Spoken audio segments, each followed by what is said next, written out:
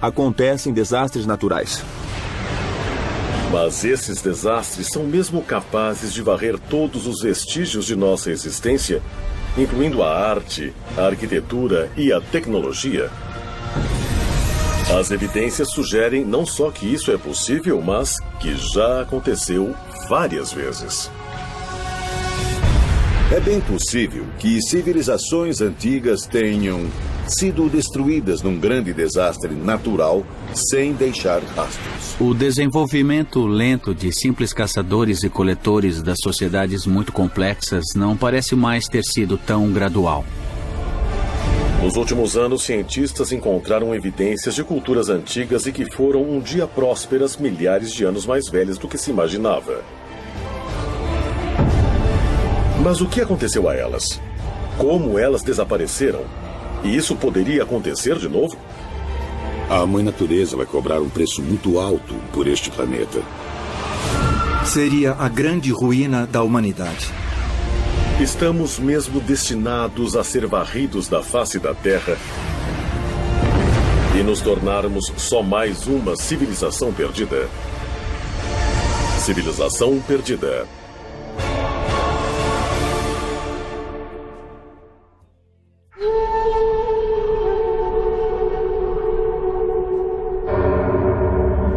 Oman, Rub al-Khali. O deserto de Rub al-Khali, em Oman, esse terreno proibido e desolado na Península Arábica, é marcado nos mapas como o quarteirão vazio. Suas areias que se movem e o calor escaldante são lar de aranhas bastante venenosas. Serpentes mortais e grupos de beduínos nômades. Mas antigas lendas descrevem essa área como um lugar diferente. Foi aqui, há aproximadamente 5.000 anos, que existiu um reino mítico chamado Ubar. Famosa por suas riquezas e beleza, mas supostamente destruída por Deus por sua perversidade e corrupção. O que se diz no Alcorão, em várias suras diferentes, é que um grande vento chegou e destruiu a cidade porque ela não vivia de acordo com a palavra de Deus. Na verdade, os profetas chegaram e queriam mudar tudo para que fossem corretos, mas eles recusaram. Então a cidade e a civilização foram destruídas.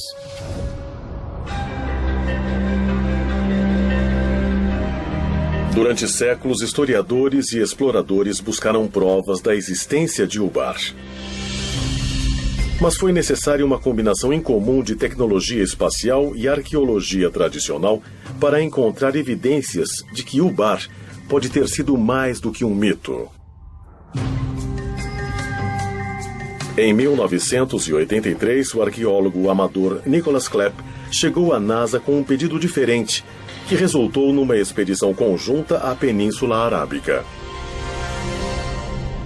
Ele tinha acabado de ler sobre o uso de imagens de radar para mapear rios subterrâneos no Egito e queria saber se essa tecnologia poderia ser usada para encontrar uma cidade perdida se ele soubesse aproximadamente onde ela estava. A bordo da nave espacial Columbia, a tecnologia chamada de radar de imagens espaciais funcionava como uma máquina de raio-x subterrânea. Primeiro, as imagens eram gravadas no espaço. Depois, manipuladas digitalmente para revelar detalhes sutis não visíveis a olho nu, incluindo leitos de antigos rios e rotas de caravanas agora enterradas na areia. Eu nunca pensei que a cidade perdida pudesse ser descoberta do espaço. Mas eles começaram a persistir nisso, analisando as imagens que achavam que poderiam ser interessantes. Uma das grandes vantagens das imagens de satélite é que você pode ver uma região inteira para ter um contexto das imagens.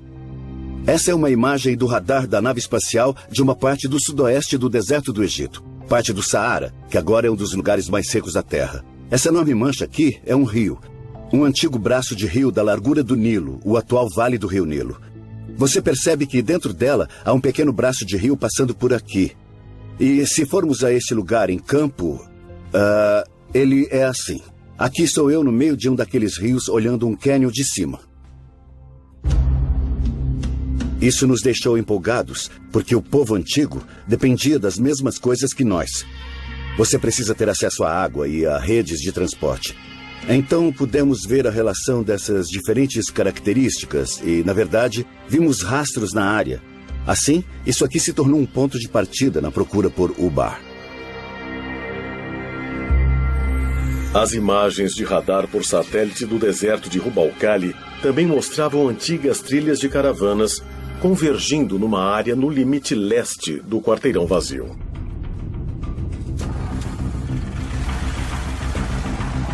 Usamos o que era uma tecnologia nova para pessoas comuns, o sistema GPS. Nós a usamos em combinação com a navegação de helicóptero para descobrir a estrada que vimos nas imagens em satélite e para segui-la pelo deserto. E isso foi extremamente emocionante.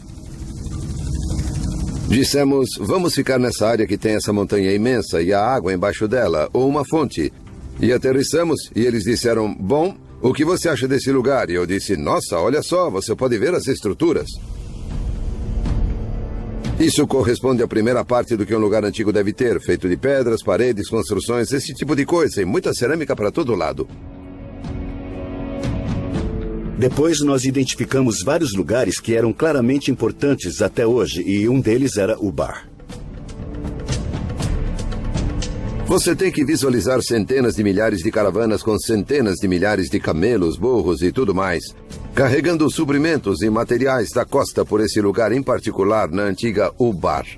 Esse era um posto de comércio para reunir caravanas de camelos que atravessavam o deserto.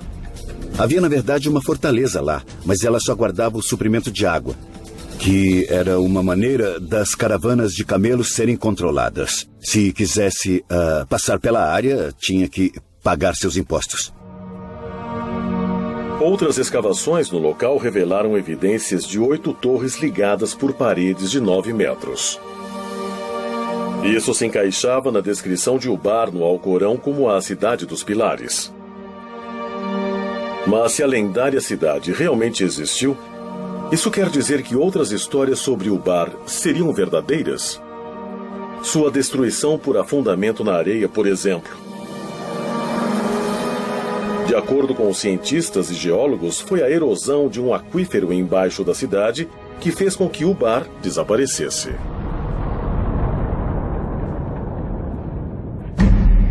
A evidência arqueológica em torno do local parece indicar que, quando os suprimentos de água diminuíram, a fortaleza desabou com o escoamento. E as pessoas foram embora, muitas delas morreram.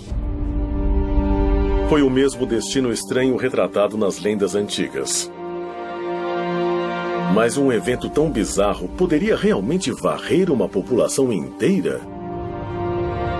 Ele poderia destruir todos os vestígios de uma cultura, uma língua, uma civilização.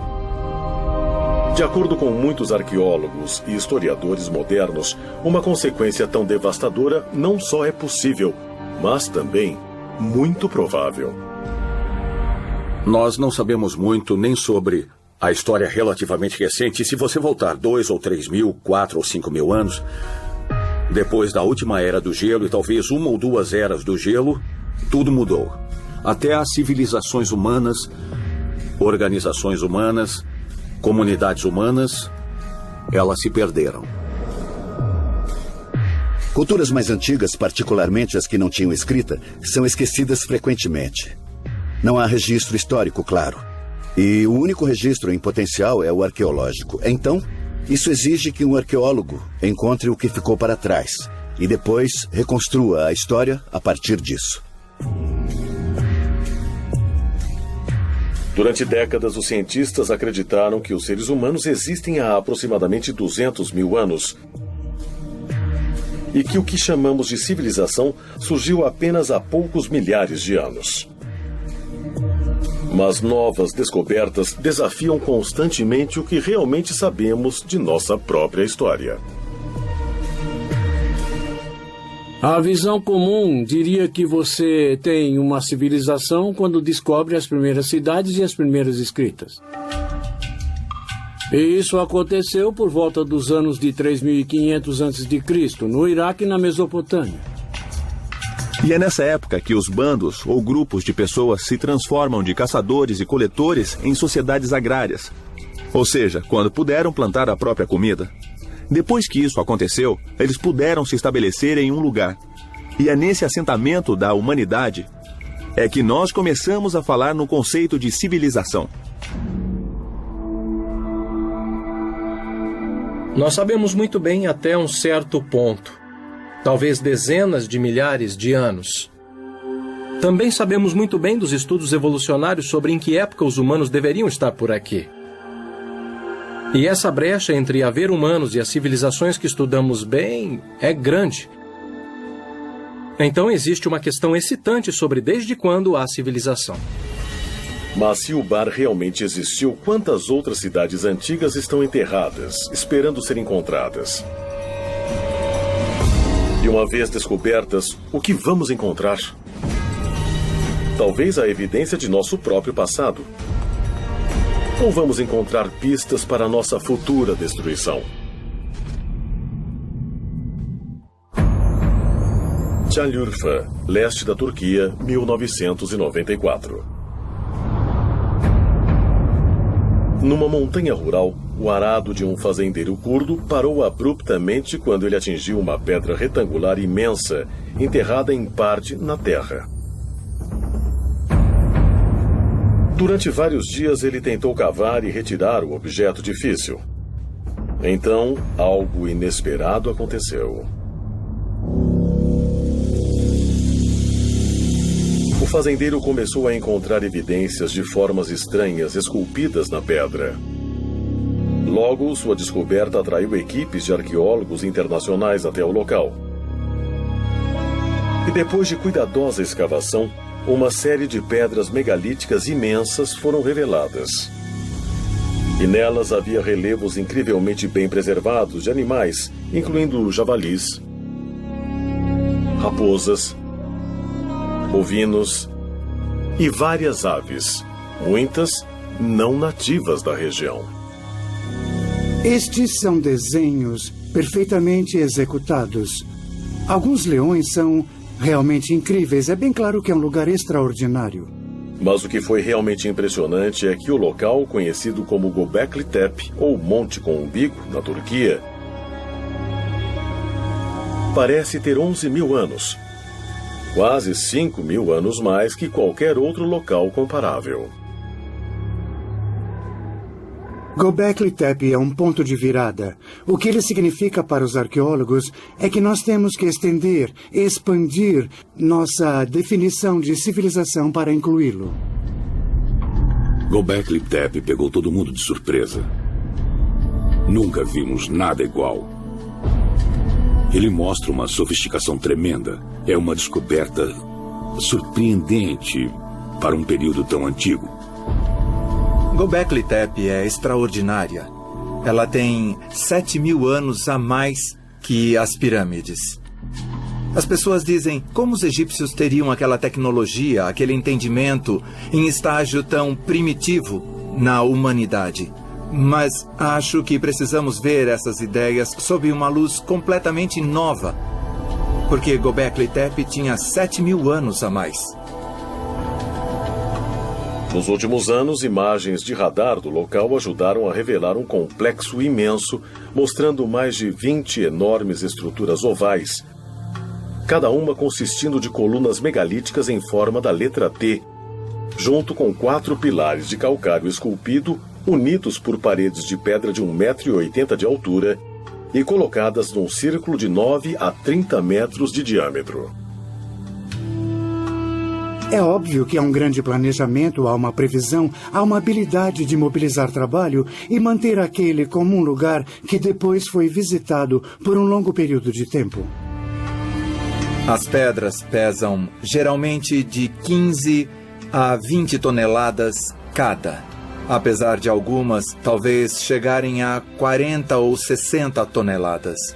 A ideia da organização disso é totalmente assustadora, eu diria. É claro que você teria que ter centenas, se não milhares de pessoas envolvidas nesse projeto de construção. Mas quem construiu Göbekli Tepe? Para que propósito ela servia? Göbekli surpreende no sentido de que pensávamos num desenvolvimento gradual de simples caçadores e coletores das sociedades muito complexas, mas ele não parece mais ter sido tão gradual. O escavador do local acredita que o local é o centro de uma região. Ele discute isso porque o local é uma área muito impressionante e quando você chega lá, sente que pode ver o mundo dali. Alguns arqueólogos acreditam que tribos nômades da era neolítica viajaram grandes distâncias até Göbekli Tepe para participar de celebrações rituais. Outros acreditam que as ruínas sejam de um templo ou até de um local de sacrifício. Todos concordam em alguma cerimônia religiosa. Essas coisas devem ser santuários ou centros religiosos de algum tipo. Eles não são só assentamentos, não são cemitérios, parecem ser centros cerimoniais. Muitos pesquisadores acreditam que Göbekli Tepe esteve em uso por quase 2.000 anos. Mas em 7.000 a.C., os círculos de pedra podem ter sido enterrados propositalmente e abandonados. Mas por quê? Por que você enterraria esse complexo incrível de ao menos 20 estruturas diferentes, ou talvez muito mais que isso? Minha melhor explicação possível é que algo mudou e eles precisaram ir embora. E a melhor maneira de fazer isso era simplesmente enchendo a área toda. As pessoas não abandonam as coisas. Esses locais são tão sagrados ou importantes que quando abandonam, o soterram e cuidam dele de alguma maneira. E depois reconstroem em cima ou perto ou algo do tipo. Göbekli é assim.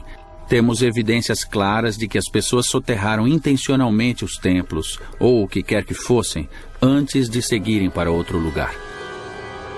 Eu acho que algo mais profundo acontecia aqui. Você tem que ver a linha do tempo.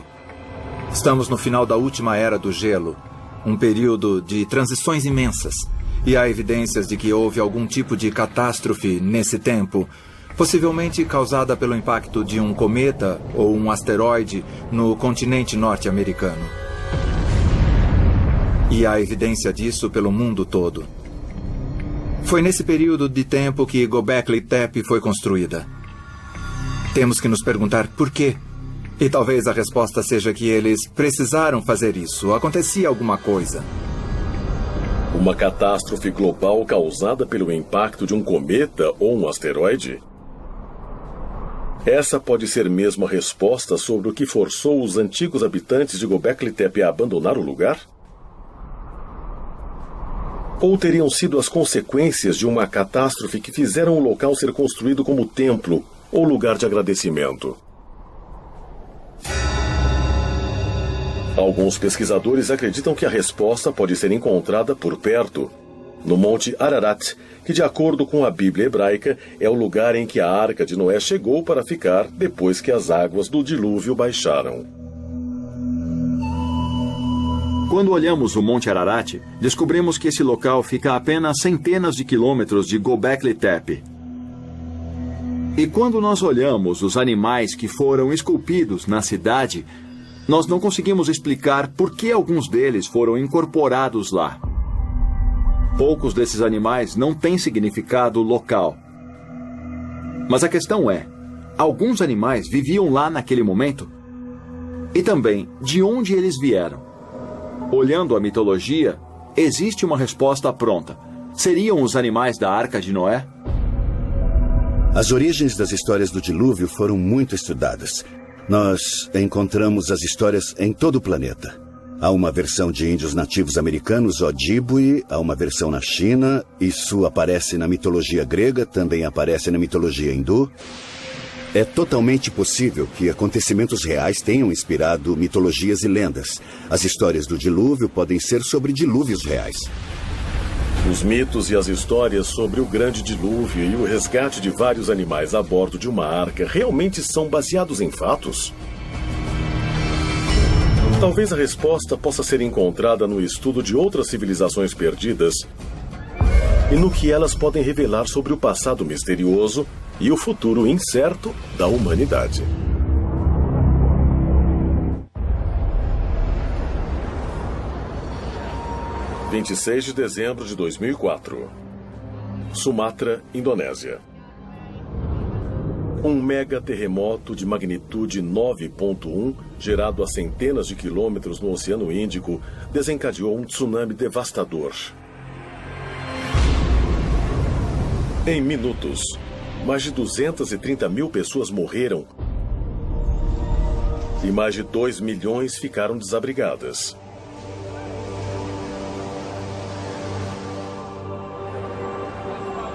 Sete anos depois, em 11 de março de 2011, um terremoto de magnitude 9 atingiu o nordeste do Japão. O terremoto mais poderoso que já atingiu a ilha. Minutos depois, um tsunami de 9 metros varreu o país, arrastando cidades inteiras e aproximadamente 23 mil pessoas.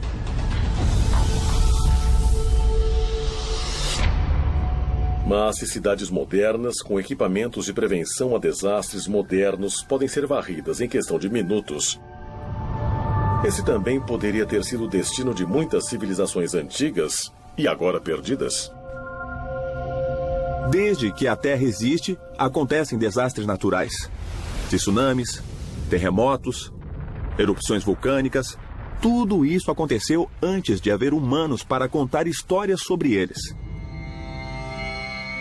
Vulcões também são notórios por arrasar civilizações. E Pompeia é o exemplo perfeito disso. O Vesúvio entra em erupção e uma região inteira congela no tempo e é destruída.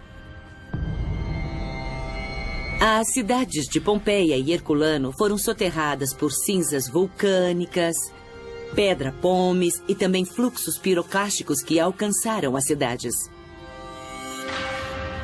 Aquelas cidades foram preservadas e apenas 1.500 anos depois alguém descobriu que elas estavam lá.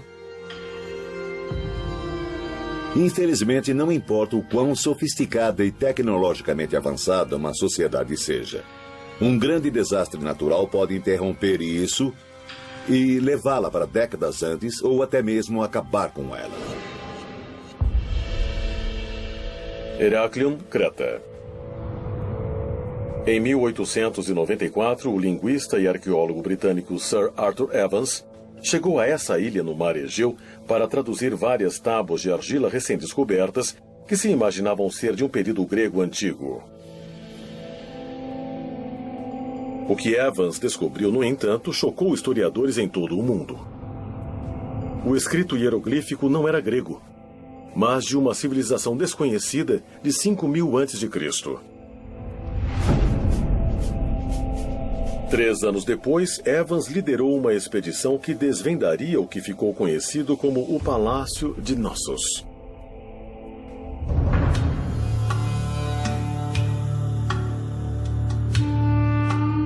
De acordo com arqueólogos, a estrutura imensa um dia conteve salas lindamente decoradas, água corrente quente e fria e até banheiros internos. Evans chamou o povo que construiu o palácio de Minoicos, por causa do mitológico rei Minos de Creta. A civilização minoica era a superpotência do leste do Mediterrâneo na Era do Bronze. Tinha uma frota enorme e fazia comércio com praticamente todos os povos do Mediterrâneo. A civilização minoica de Creta era uma sociedade que começou a desenvolver uma série de palácios bem elaborados com jardins para cerimônias, pinturas, afrescos e arquitetura bem elaborada. Os minoicos agora são considerados a primeira grande potência no Mediterrâneo. Seu reino se estendeu aproximadamente de 2.500 a 1.600 a.C. Mas como um povo tão poderoso e tecnologicamente avançado simplesmente desapareceu? Muitos pesquisadores acreditam que a resposta possa ser encontrada examinando uma das maiores erupções vulcânicas da história da civilização na ilha de Thera, 112 quilômetros ao norte de Creta. A erupção de Thera aconteceu em 2 ou 3 fases, no período de alguns dias ou algumas semanas. O que achamos que aconteceu é que houve alertas suficientes, porque não encontramos esqueletos em Thera, como encontramos em Pompeia e em outros lugares. As pessoas devem ter tido a chance de deixar a cidade. Mas o resto das pessoas, por exemplo, em Creta, não podia esperar que a erupção do vulcão as afetasse como realmente afetou. Na vulcanologia, falamos em diferentes tipos de erupções vulcânicas, desde as brandas, geralmente com fluxos de lava, a erupções plinianas. E também temos as ultraplinianas, se forem muito grandes. A erupção de Thera foi uma erupção pliniana, ou talvez até ultrapliniana, foi muito explosiva. Essa erupção incrivelmente explosiva destruiu muito da ilha. O céu escurece, a nuvem da erupção se espalha e começa a depositar cinzas. O que é encontrado até em lugares como Rhodes e o sudoeste da Turquia. Em outras direções, a evidência da erupção pode ter sido sons de explosões ouvidas ao longe no momento. Agora, acredita-se amplamente que a violenta erupção vulcânica em Thera gerou um imenso tsunami que foi na direção das cidades portuárias de Creta. O que temos aqui é uma maquete do mar Egeu no leste do Mediterrâneo e do vulcão de Thera. Então, o que vamos ver é o que acontece logo depois da erupção do vulcão. Primeiro, há o que chamamos de onda de preenchimento, quando a caldeira do vulcão desaba. Ela forma um vazio no mar, e aí a onda começa a se espalhar e se mover em direção à ilha de Creta. Era exatamente aí que os minoicos viviam. Essa é a onda inicial, ela começa a se espalhar. Aqui é Creta, e em 20 ou 25 minutos, a onda alcança Creta. O tamanho da onda, ao atingi-la, acaba variando entre 4 e 9 metros.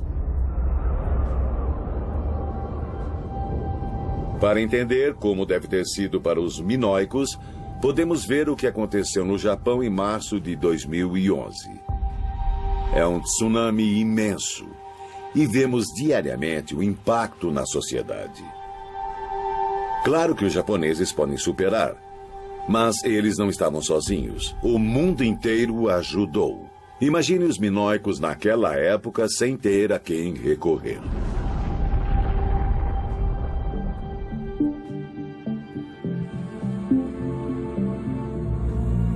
É possível que uma civilização tenha existido, tenha desaparecido e depois outra civilização tenha vindo sem saber que houve uma civilização antes dela?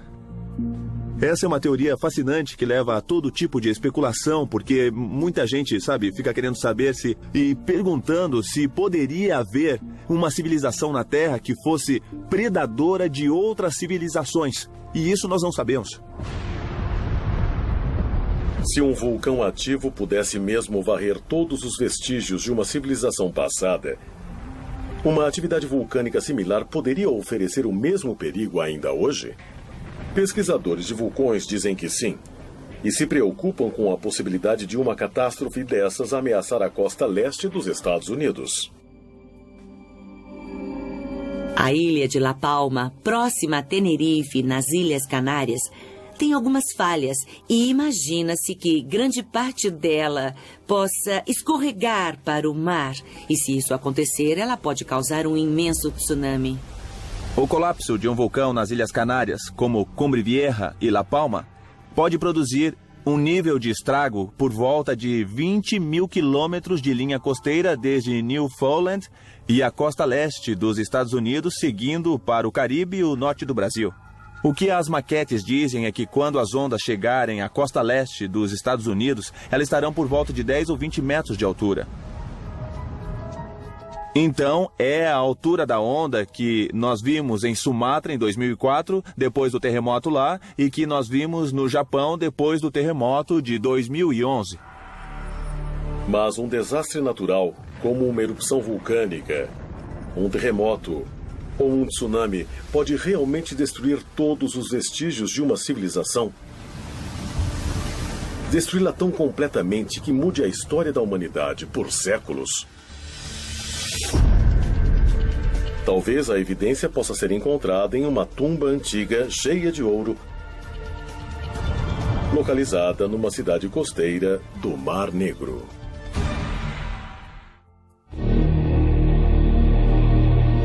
Varna, Bulgária. Durante séculos, essa cidade de veraneio no Mar Negro atraiu viajantes e negociantes de toda a Europa e do Oriente Médio. No século II d.C., os romanos se aproveitaram da primavera quente do local para construir uma série de banhos públicos. Mas nenhum desses visitantes, nem mesmo os locais, sabiam do segredo que havia enterrado bem abaixo da cidade. Um segredo que mudaria a história europeia para sempre depois de revelado. Tudo aconteceu no final do outono de 1972. Havia um plano de fazer uma construção na área industrial de Varna. E eles escavavam tudo para a colocação de cabos de eletricidade. Um operário, Reicho Marinov, estava cavando um buraco de 1,20 m quando viu o que pensou ser um antigo artefato de cobre. Marinov levou a peça para casa por segurança. E depois de algumas semanas, alguém da aldeia disse a ele: "Oh, puxa, mas que coisas interessantes você encontrou." E o diretor do museu de Daugopol foi à casa desse operário. Quando viu tudo, ele ficou absolutamente chocado. No dia seguinte, arqueólogos do Museu de Varna, incluindo Alexander Minchev, foram ao local da construção e ficaram impressionados com o que encontraram.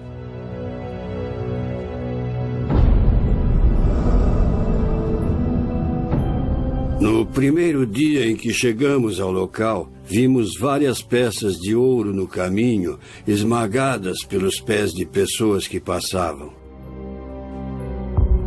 O pessoal daquela fábrica passava por cima de quilos de ouro várias vezes por dia. E ninguém acreditaria que aqueles tesouros estavam escondidos debaixo dessa área aqui. Outras escavações revelaram que essa área não construída era o local de um cemitério há muito esquecido. Ele continha mais de 300 tumbas que arqueólogos dataram de aproximadamente 4.500 a.C. Mas, mais importante que os restos dos antigos moradores de Varna, foi a evidência chocante do que antes foi uma avançada e próspera civilização. Muitas tumbas com restos humanos foram encontradas, com os corpos colocados em diferentes posições, geralmente com a cabeça para o norte ou nordeste. Eles foram enterrados com seus próprios ornamentos e com suas próprias armas.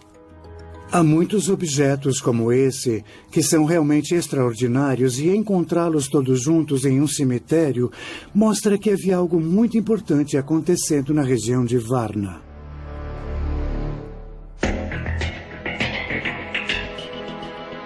Dentro das tumbas havia mais de 15.000 artefatos de design complicado, incluindo machados de cobre, de jade e quantidades significativas de joias em ouro.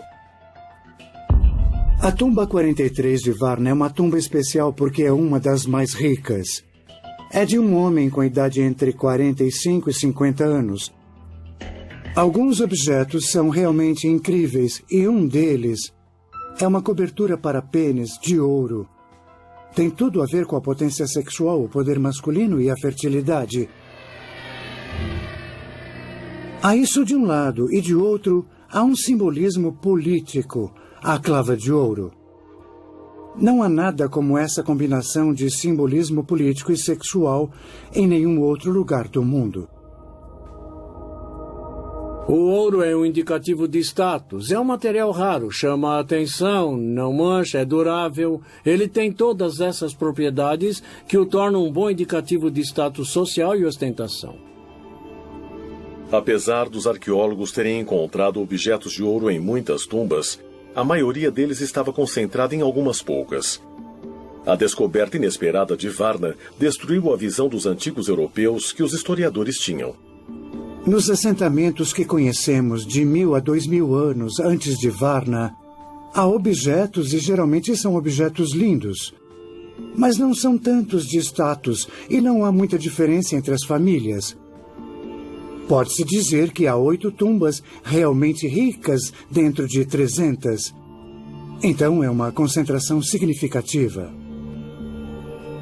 Acreditava-se que, durante o período pré-histórico, as pessoas fossem iguais. Elas trabalhavam juntas, dividiam tudo que podiam colher e não havia diferença. Nenhuma diferença social, nada. Eles deviam ser como nós. Eles apreciavam ouro e também joias, tinham ferramentas muito úteis. Então, sim, eles não eram diferentes de nós, eram iguais.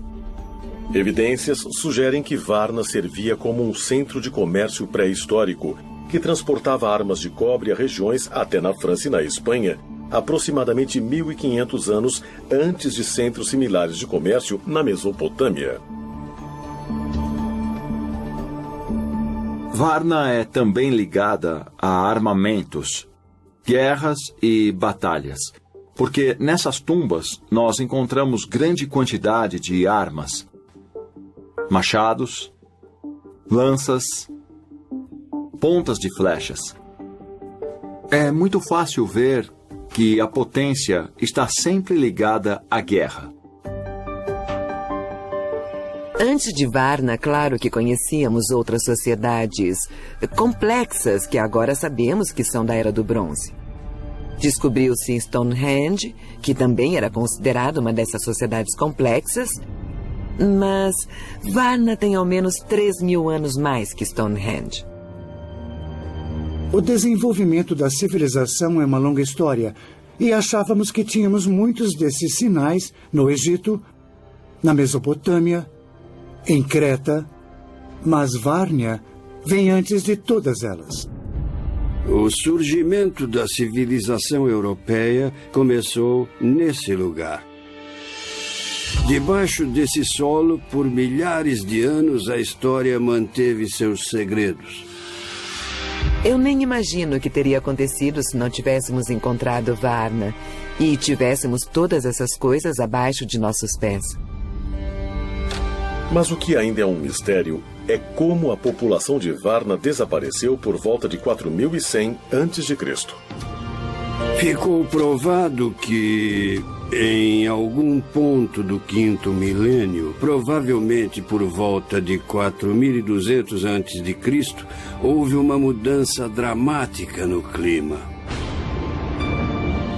E, por causa disso, o nível de água subiu, junto a temperaturas muito mais altas. Por causa disso, as condições para a agricultura ficaram bem pior do que antes. A mudança climática, talvez uma mudança que causou seca e fome, pode ser a causa do desaparecimento de Varna? Recentemente, escavações arqueológicas em locais no Oriente Médio forneceram novas informações. Muitos arqueólogos e estudiosos acreditam que tais descobertas ajudarão a resolver o mistério sobre o que realmente aconteceu a Varna e a outras cidades perdidas. Mas há aqueles que apontam para evidências diferentes e mais incríveis. Evidências de desastres naturais e cataclismos de proporções globais e até nucleares. Evidências que sugerem que nosso tempo pode estar acabando.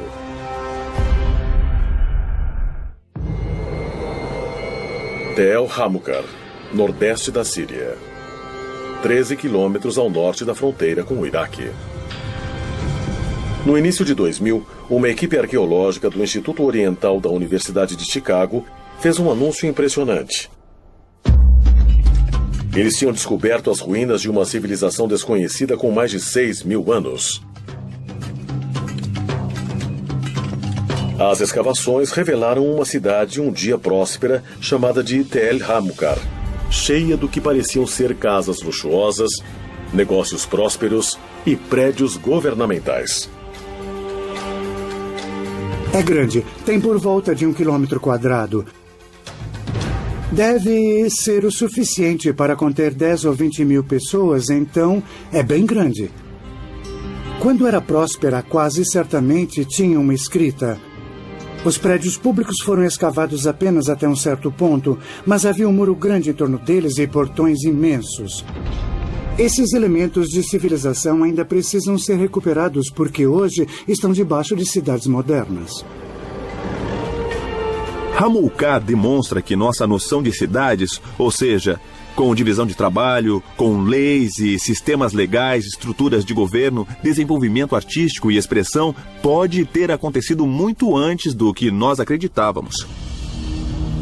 A descoberta surpreendente de Tel Hamukar demonstrou o que estudiosos já consideravam um fato: que a primeira cidade antiga de verdade tinha surgido ao sul da Mesopotâmia, 643 quilômetros mais ao leste do que agora é o Iraque.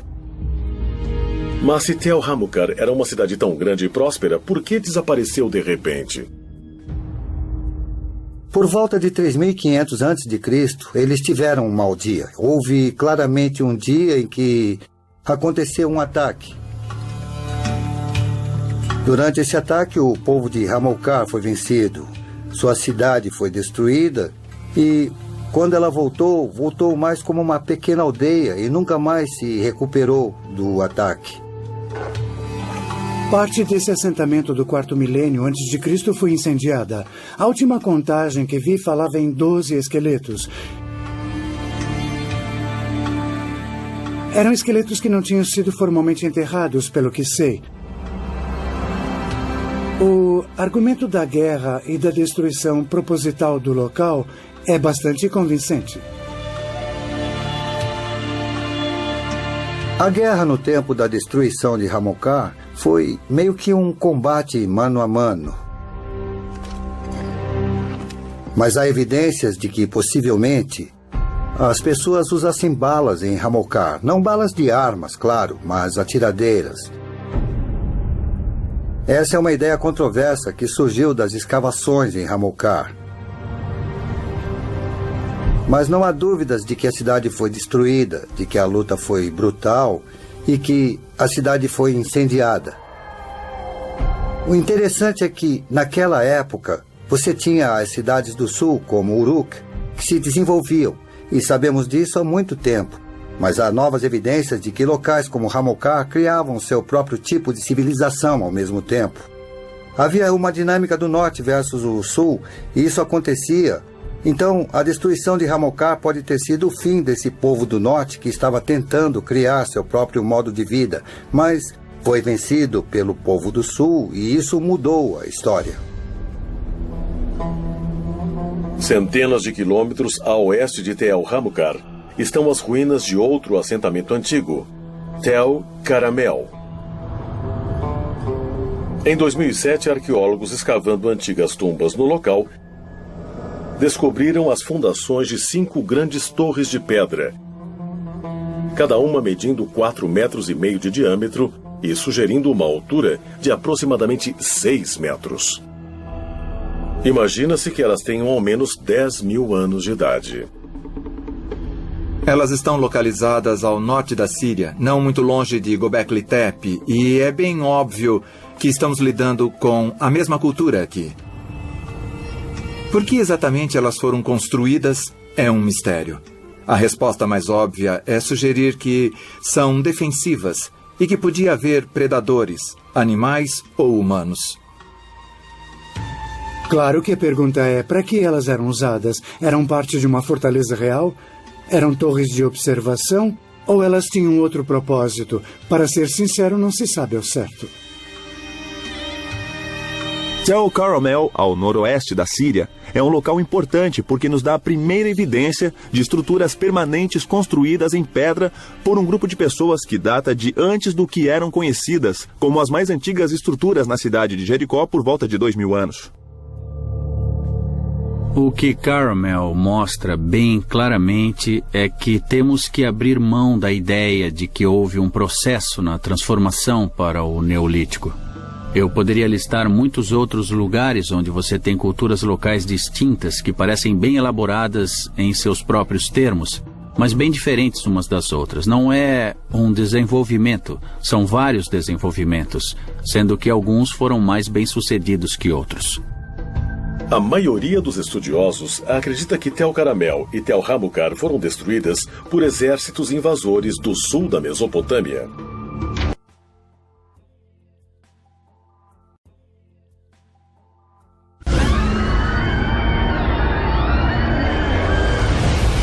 Hoje, os tsunamis matam milhares e varrem tudo o que há em seu caminho.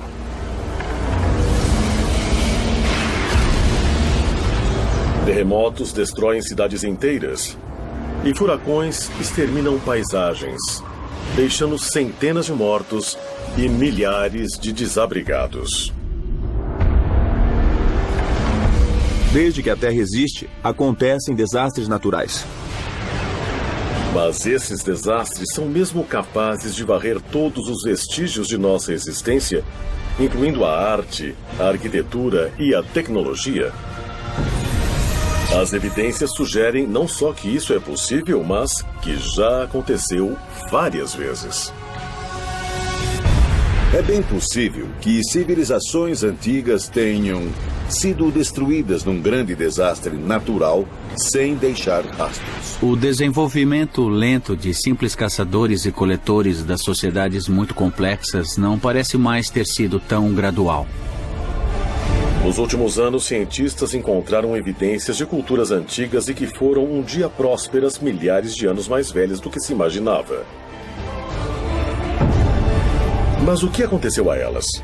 Como elas desapareceram? E isso poderia acontecer de novo? A Mãe Natureza vai cobrar um preço muito alto por este planeta. Seria a grande ruína da humanidade. Estamos mesmo destinados a ser varridos da face da Terra e nos tornarmos só mais uma civilização perdida. Civilização perdida.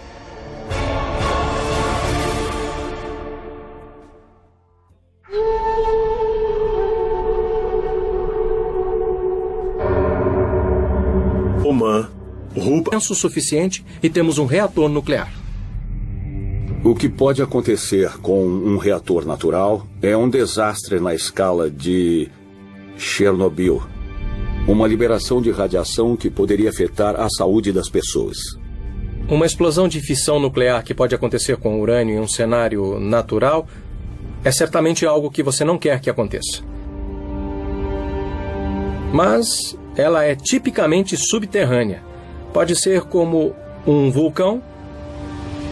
E então, dessa forma, seria um desastre natural. Alguns cientistas agora acreditam que tal explosão nuclear poderia varrer toda a vida por centenas, se não milhares de quilômetros ao redor do local do depósito de urânio. E se isso aconteceu no oeste da África, poderia acontecer em outra parte da Terra? Talvez em Tel Hamukar? Sabendo o que aconteceu num lugar há 2 bilhões de anos, é bem provável que haja outros bolsões em lugares mais profundos, onde ainda não verificamos bem.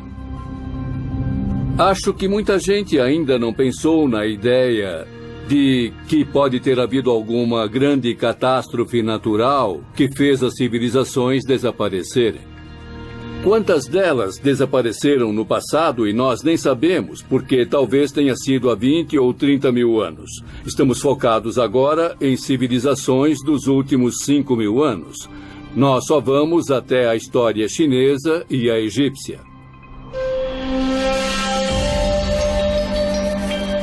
Civilizações pré-históricas podem ter sido destruídas por explosões naturais catastróficas de lugares profundos na Terra? Ou é possível que a destruição em massa de antigas cidades tenha vindo de locais muito mais distantes? –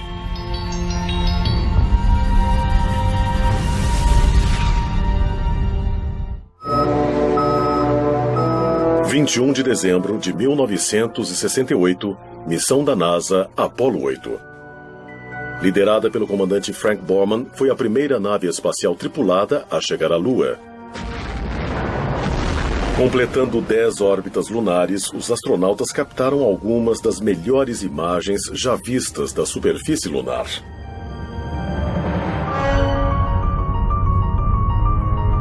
As fotografias mostram a Lua totalmente marcada por milhares de enormes crateras, evidências que sugerem a alguns que a Lua um dia foi lugar de atividades vulcânicas violentas.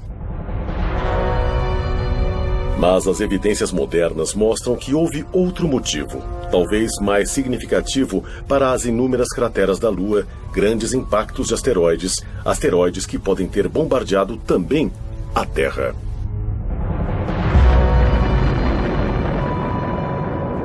Não é o homem na Lua, são crateras na Lua. E na história da Lua e na história do mundo, deve haver muito mais objetos que atingiram a Terra e depois atingiram a Lua. O único motivo de não sabermos deles na Terra é por termos vegetação e termos um ambiente coberto. Isso os torna menos detectáveis. O maior desastre natural que pode acontecer e que pode nos varrer, sabe, é um grande impacto. Um meteorito caindo na Terra. Sabemos que o impacto de um meteorito foi o que fez com que os dinossauros desaparecessem.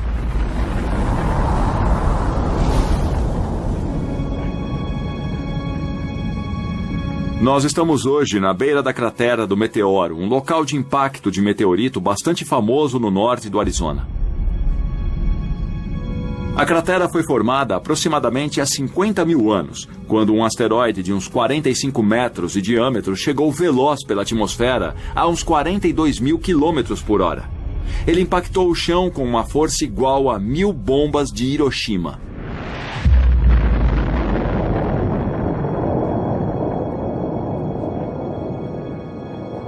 Depois do impacto, só restou a cratera. Essa cratera hoje mede uns 1.250 metros. Tem 4 quilômetros de circunferência e 167 metros de profundidade. Isso é como ter o monumento de Washington dentro dela, e o topo do monumento estaria na altura da borda da cratera. Então, se um evento como esse ocorresse numa área tão populosa como Nova York, estimamos que a área com perda de vidas poderia chegar a mais de 16 quilômetros. Em junho de 2002, aconteceu algo que pode ter sido um alerta para todos nós. Um asteroide do tamanho de um campo de futebol passou entre a Terra e a Lua. Ele cobria 1/3 do espaço até a Lua. Nós nem sabíamos que ele estava lá até depois de ter passado por nós. Se ele caísse no Pacífico, poderia varrer o sul da Califórnia com um tsunami. Algo com um poder tão destrutivo passou tão perto da Terra e nem sabíamos que ele estava lá até ter passado direto por nós. Não podemos deixar esse tipo de perigo passar despercebido no futuro. Em 2005, a NASA começou a mapear os maiores asteroides conhecidos no espaço e que tinham possibilidade de atingir a Terra. Eles são conhecidos como objetos próximos à Terra. Um objeto próximo da Terra é um cometa ou um asteroide no espaço perto da Terra, nas cercanias da Terra. Tecnicamente é um objeto que pode estar entre 45 milhões de quilômetros da órbita da Terra. Os tamanhos dos objetos podem ir de uma bola de golfe a um quarteirão de uma cidade e até mais. Vários meteoros do tamanho de bolas de beisebol entram na atmosfera da Terra diariamente e queimam na atmosfera superior. Apenas asteroides de ao menos 30 metros de diâmetro têm a chance de atingir a superfície de nosso planeta. Um dos impactos mais recentes de um asteroide com a Terra aconteceu em 30 de junho de 1908, na região de Tunguska, na Sibéria russa. Um objeto de 30 a 40 metros chegou na atmosfera da Terra, e a pressão da atmosfera na parte da frente do asteroide pequeno foi tão maior que a pressão na parte de trás que ele foi esmagado e explodiu, uns 6 quilômetros acima da superfície da Terra.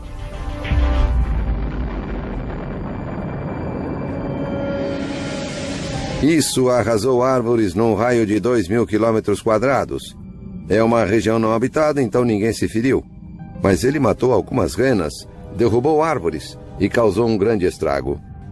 Foi algo em torno de 5 megatons de energia, equivalente a umas 385 vezes a energia do acontecido em Hiroshima no final da Segunda Guerra Mundial.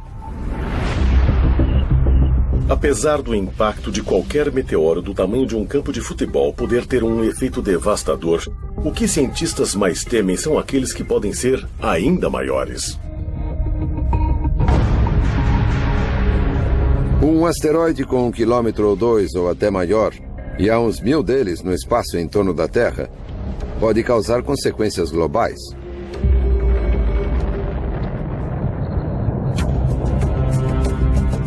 Mas esse não é o grande problema. O grande problema é a poeira e as partículas jogadas na atmosfera da Terra, que podem tapar boa parte da luz do Sol. Pode haver uma chuva ácida, tempestades de fogo, quando algumas dessas partículas caem na Terra, causando incêndios globais. E a fuligem contribui para a poeira e impede boa parte da fotossíntese, necessária para a vida das plantas e, claro, aos animais que vivem dessas plantas.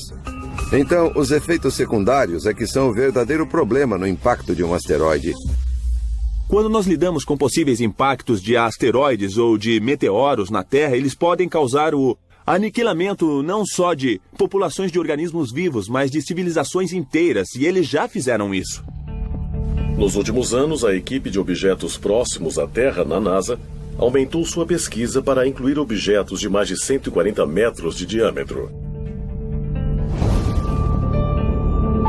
Um deles, um asteroide de 300 metros chamado Apophis, é esperado para passar perto da Terra em 2029. Apophis é dos grandes.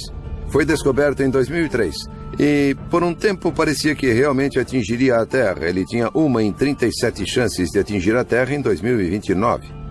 Mas observações adicionais nos permitiram descartar o impacto em 2029. Pode vir bem perto. Vai ser um objeto visto a olho nu por pessoas na Europa. Então você vai ver um asteroide se aproximando da Terra, mas ele não vai bater. Mas apesar de cientistas mapearem o curso de Apophis, eles não podem prever como o imenso asteroide pode ser afetado por outros fatores, como a gravidade da Terra. A parte assustadora é que ele passa e volta 7 anos depois. E não sabemos se sua trajetória será afetada pela gravidade da Terra e se ele pode vir em direção a ela. Se passar por uma brecha de 600 metros no momento dessa aproximação maior em 2029, ele vai voltar e atingir a Terra em 2036. É um objeto grande o suficiente para criar não o fim do planeta, mas que pode custar centenas de milhares, se não milhões de vidas, se atingir o lugar errado. Infelizmente, cientistas dizem que não é uma questão de se, mas de quando um grande asteroide vai colidir com a Terra. Mas quando isso acontecer, todos os vestígios de nossa civilização estarão perdidos? Um asteroide poderia descer uma rocha gigante vinda do espaço, criando um efeito devastador no ecossistema e fazendo tudo morrer. É possível apagar uma espécie inteira. É possível apagar um registro completo de tudo que existe. Isso também pode ajudar a explicar por que outras civilizações antigas foram destruídas e quase esquecidas? Acho que é bem possível termos civilizações mais antigas que, de alguma forma, foram apagadas por um objeto que desceu na Terra e mudou toda a natureza do planeta.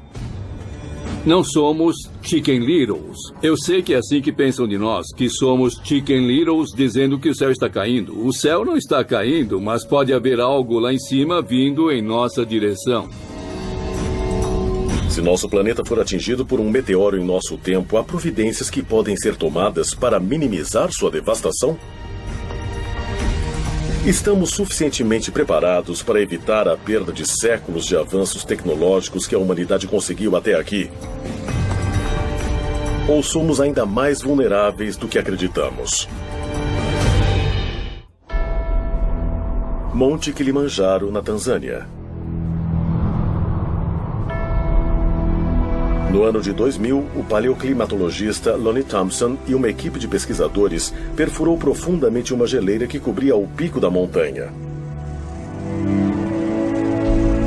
Lá, eles coletaram amostras de gelo que revelaram evidências de condições climáticas e suas mudanças não só nas últimas décadas, mas de dezenas de milhares de anos.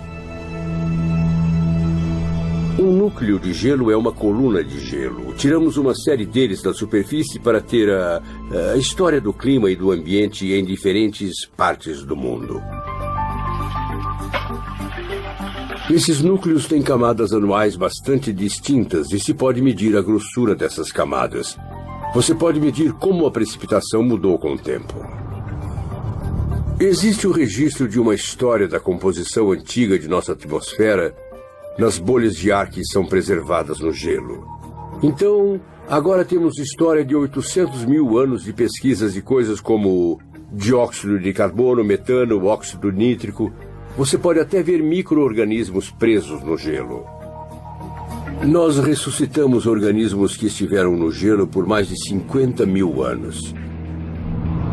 Então, tudo que está no ar é arquivado no gelo. Então, o que vemos lá são períodos de calma e depois períodos em que há cataclismos. Essa é a realidade da vida no planeta Terra. Se vai de uma coisa a outra. Universidade de Ohio, fundada em 1870. Guardados aqui em imensos freezers na Universidade de Ohio, há amostras de gelo que Thompson coletou de geleiras por todo o mundo. Temos mais de 7 mil metros na sala agora. É a única coleção tropical de gelo no mundo. Temos núcleos lá do Kilimanjaro, temos gelo de Franz Josef Land no Ártico Russo. Temos uma boa coleção de gelo do Himalaia e do Tibete. O núcleo mais antigo perfurado numa região montanhosa do oeste da China. Ele tem mais de 750 mil anos. Esses núcleos de gelo nessa prateleira vieram do Planalto de Bruce, na Península Antártica. Eles foram perfurados ano passado e serão cortados e depois processados no laboratório. Um recente estudo de amostras de gelo sugere que um evento climático forte ocorreu na Terra por volta de 5.200 anos atrás.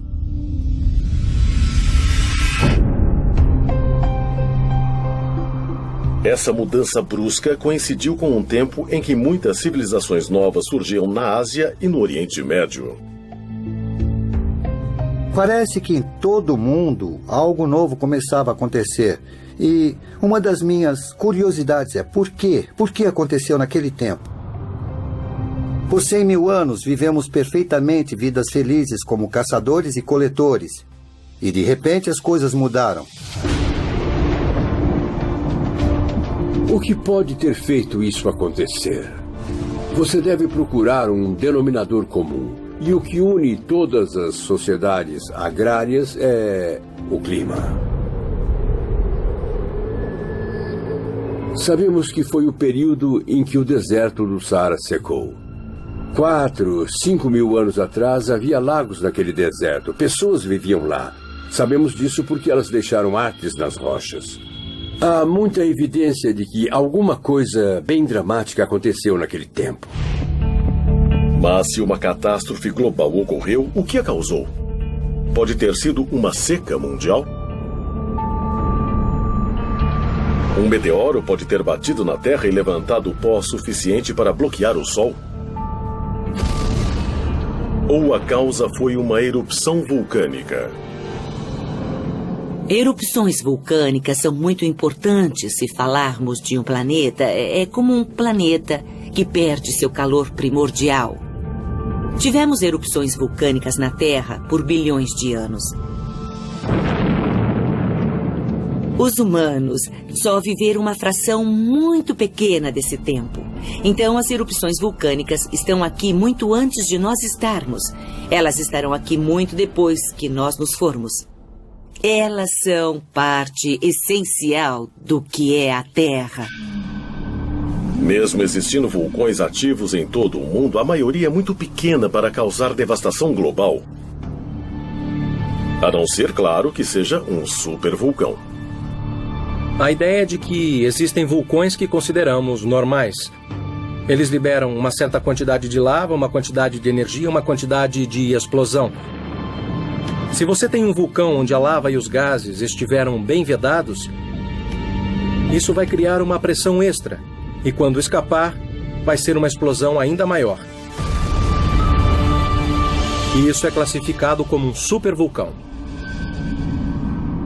Há vulcões na Terra que são capazes de erupções muito grandes. Em geral, os vulcões em torno do Anel de Fogo, os vulcões que têm caldeiras, como os da Nova Zelândia, de Papua Nova Guiné ou do Alasca. Cientistas identificaram ao menos 7 supervulcões ao redor do mundo. O maior fica debaixo do Parque Nacional de Yellowstone, em Wyoming. O pensamento comum em geofísica sobre Yellowstone e sobre alguns outros lugares na Terra é de que há uma concentração de calor nas profundezas que forma uma região de derretimento parcial da rocha, e isso é constante. A ideia é de que isso, de vez em quando, pode criar uma erupção muito grande. De acordo com os cientistas, a erupção mais recente em Yellowstone ocorreu há aproximadamente 600 mil anos. Quando Yellowstone vai fazer isso de novo é completamente desconhecido para nós. Não temos como saber.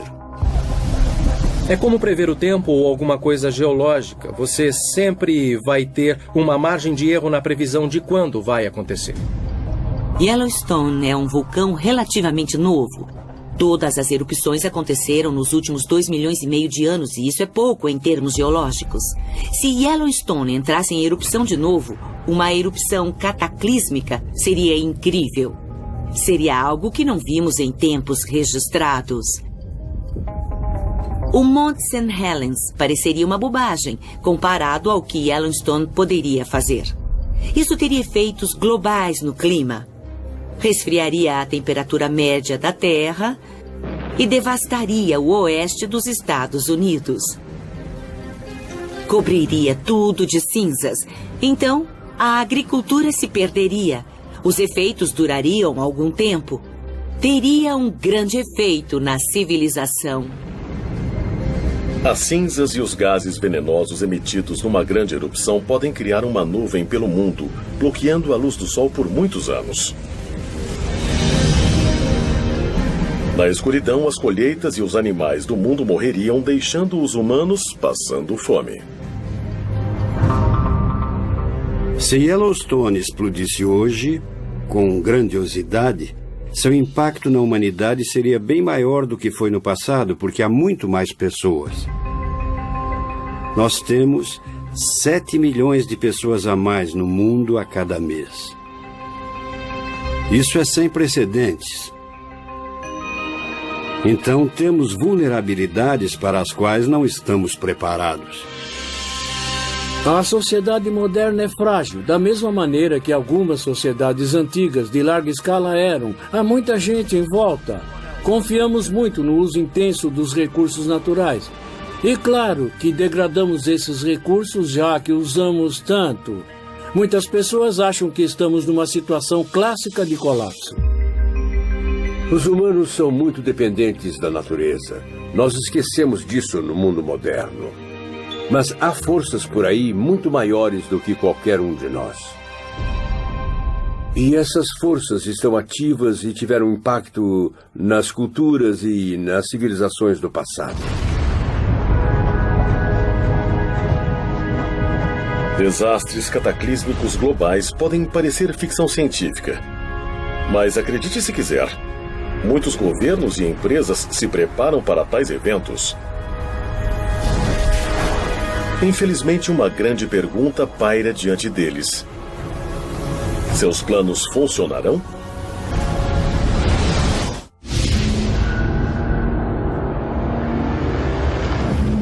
Cientistas nos dizem que nosso planeta sofreu grandes reveses no passado. E durante esses eventos, o número de plantas e de espécies animais se reduziram a poucos sobreviventes. Mas se a civilização como conhecemos de repente chegar ao fim, toda a nossa cultura e tecnologia realmente desapareceriam? Há muitos exemplos na história de povos do passado que tinham tecnologias ou entendimentos que se perderam. O mais famoso, claro, é o da Biblioteca de Alexandria, no Egito. Com a destruição dessa biblioteca nos primeiros séculos da nossa era, enormes conhecimentos acumulados de antigos foram perdidos. E não era só o registro dos egípcios, claro, era da maior parte do mundo clássico. O que acontece a uma civilização se todo o seu conhecimento reunido for destruído? Nós nunca vamos saber que grande civilização nós poderíamos ser hoje, porque a Biblioteca de Alexandria foi destruída. Havia tanto conhecimento, especificamente muito conhecimento médico, que os egípcios tinham e que não temos mais.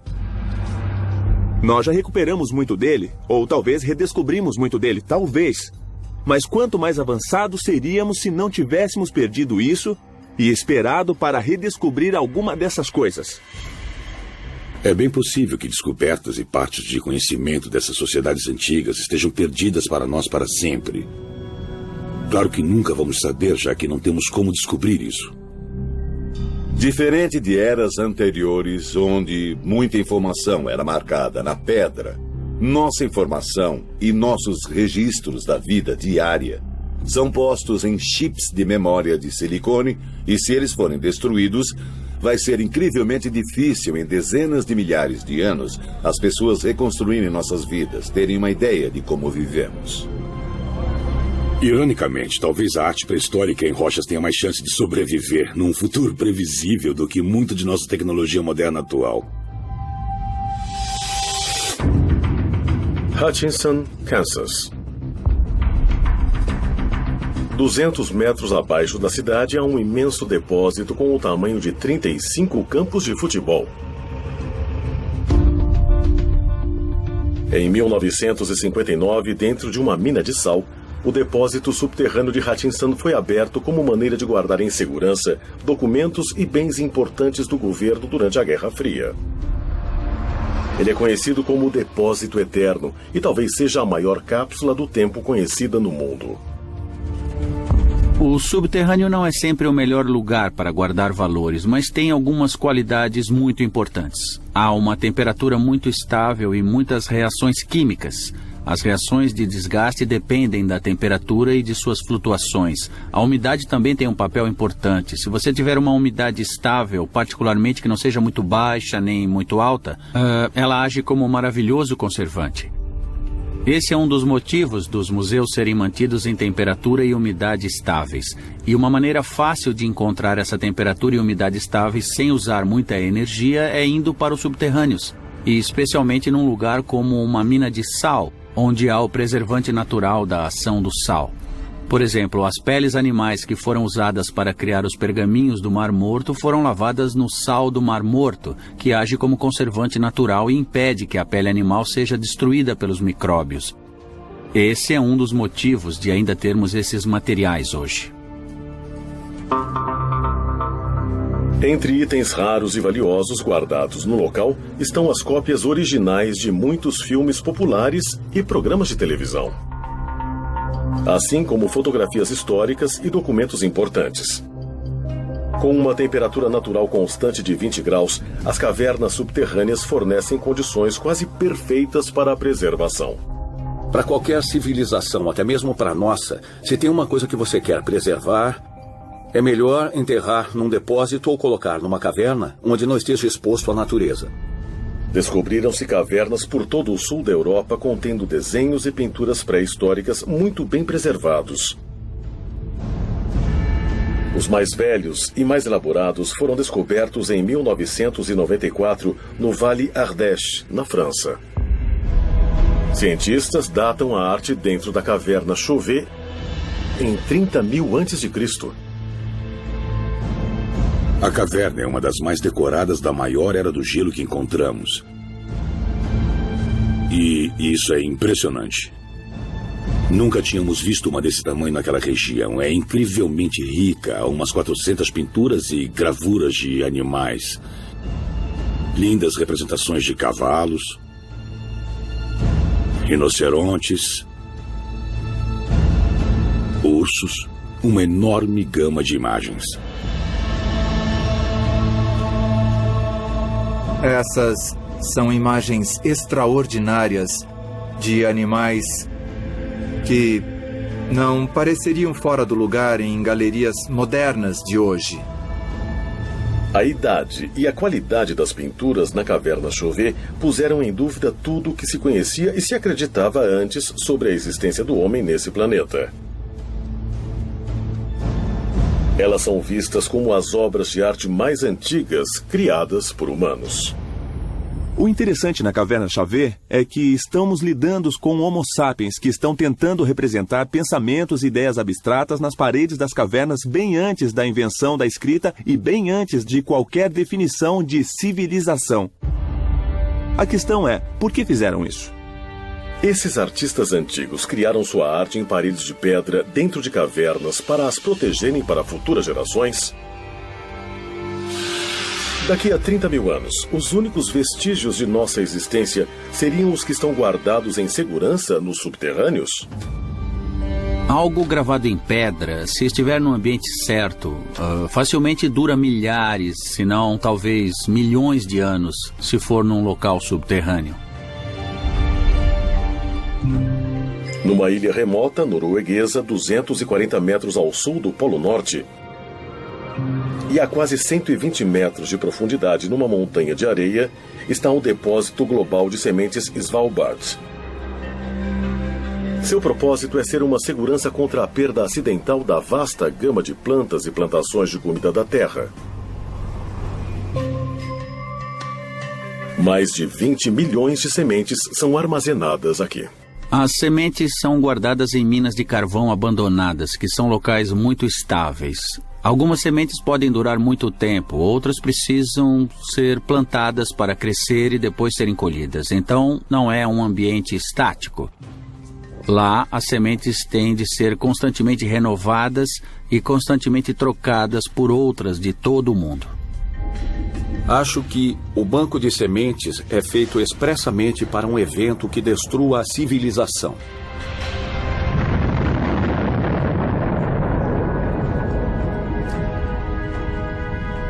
Acho que é uma maneira simples de assegurar que, se alguém sobrar, vai reconstruir, e se alguém vai reconstruir, vai ser ótimo ter isso tudo disponível. Uma coisa única no ser humano é que tendemos a pensar no passado, tendemos a pensar no presente e também pensamos no futuro. Podemos imaginar o que queremos passar para os nossos netos. Essa é uma das motivações para todas as pessoas. Então, enterrar alguma coisa ou colocá-la num local seguro para o futuro, acho que é algo que até povos antigos podem ter pensado. Se antigas civilizações preservaram propositalmente evidências de seu conhecimento e tecnologia avançados em cavernas e outras estruturas subterrâneas, esses tesouros escondidos podem nos ajudar a resolver o mistério de quem somos e de onde viemos. E talvez ainda mais importante, nos dirá quanto de nossa própria civilização vai sobreviver no futuro. Podemos mesmo desaparecer do planeta sem deixar rastros? O planeta Terra, de acordo com cientistas, foi formado há aproximadamente 4,5 bilhões de anos. Mas a maioria dos estudiosos acredita que a humanidade só existe durante os últimos 200 mil anos. Mas é possível que esses estudiosos estejam errados? As civilizações humanas teriam existido na Terra centenas de milhões de anos atrás e depois perderam suas evidências enterradas debaixo da superfície do nosso planeta? Acho que é possível, visto que a pré-história humana é medida em milhões de anos e estamos agora medindo a civilização em dezenas de milhares de anos, que haja uma brecha de algum tipo de civilização que podemos ter perdido. Há uma grande questão pelo fato de ter havido civilizações no passado que simplesmente sumiram sem deixar rastros. 1 milhão de anos atrás, 100 milhões de anos atrás, você ainda está só a uma fração de toda a vida da Terra. Há 100 milhões de anos havia dinossauros andando pela Terra. E se houve alguma forma de vida que veio antes deles 1 bilhão de anos no passado? Não tem como saber e também nem como dizer que isso nunca poderia ter acontecido. Se a Terra sofrer um desastre global, o que pode acontecer à raça humana? O que aconteceria se nossa civilização inteira fosse varrida por uma erupção vulcânica gigante? Que tornasse toda a atmosfera tóxica e todos nós morrêssemos. Nós teríamos que aprender como cozinhar com o fogo novamente? Quanto tempo isso levaria? Os sobreviventes estarão em regiões distantes e abrigadas. Eles serão caçadores e coletores novamente até os milhares de anos necessários para que reconstruam a civilização.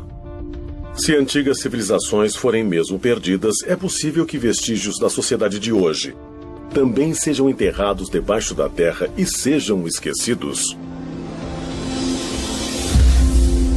Pegamos Chernobyl, por exemplo, se virmos como a construção moderna se deteriorou rápido. Em 50 anos, muito da infraestrutura se deteriorou significativamente. Se alguém anunciasse hoje, Nova York, vão todos embora, abandonem a cidade. Daqui a 1000 anos, ela estaria soterrada por escombros debaixo d'água. A maioria dos prédios já teriam desabado há muito tempo. Tem mais um fator aí, os 10 mil anos. Não imagino que possa existir alguma coisa que alguém reconheça. Você teria que saber o que procura para encontrar. Talvez entre os poucos remanescentes da tecnologia humana estará um de seus produtos mais perigosos: o lixo nuclear. O maior perigo disso, claro, é a radiação. O bom dos materiais radioativos é que eles naturalmente se desfazem e também desaparecem.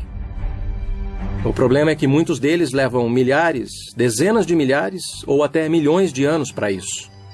Então você tem que pensar numa área segura de depósito que os mantenha por muito tempo. Há muita controvérsia sobre como se desfazer do lixo nuclear que vem da criação de armas e de energia nuclear. Eles têm que ser deixados em algum lugar da Terra. Planeja-se enterrar profundamente no solo. Isso se chama uma solução geológica para o problema do lixo nuclear. O Departamento de Energia americano contratou uma equipe de estudiosos para trabalhar com engenheiros nos locais propostos para o derramamento de lixo nuclear. Lá, eles esperam colocar um aviso universal que possa ser compreendido por futuros humanos por ao menos 10 mil anos.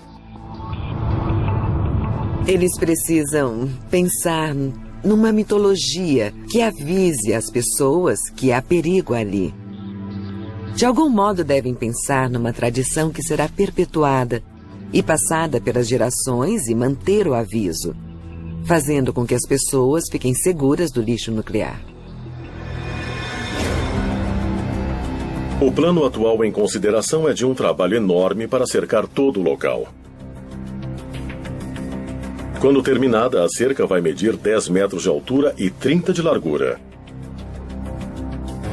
O projeto inclui também uma série de marcadores de granito, cada um com 7 metros de altura, gravados com avisos em várias línguas. Mas uma série de sinais de aviso criptografados pode realmente ter efeito? Ou eles serão apenas misteriosos e inescrutáveis como as gravações de Göbekli Tepe ou nos megalitos de Stonehenge? Você não vai colocar um crânio com um X de ossos. O que isso pode significar para alguém até daqui a 500 anos? Que tipo de linguagens você pode botar nele? Como não cabe aqui ou afaste-se? Isso é um grande desafio. Na vasta história de nosso planeta, a atividade humana ocupa menos de 1% de sua vida de 4,5 bilhões de anos. Mas somos mesmo apenas um traço, residentes temporários destinados a serem esquecidos em mais outros 100 mil anos, ou menos? Eu acho que os seres humanos são capazes, infelizmente, de acabarem uns com os outros. Podemos destruir a raça humana, mas não podemos destruir a Terra. A Terra está aqui há bem mais tempo que nós e estará bem aqui mais tempo que nós. Se todo vestígio de nossa civilização pode ser destruído tão facilmente, como historiadores podem estar certos de que tudo o que vivenciamos não aconteceu antes?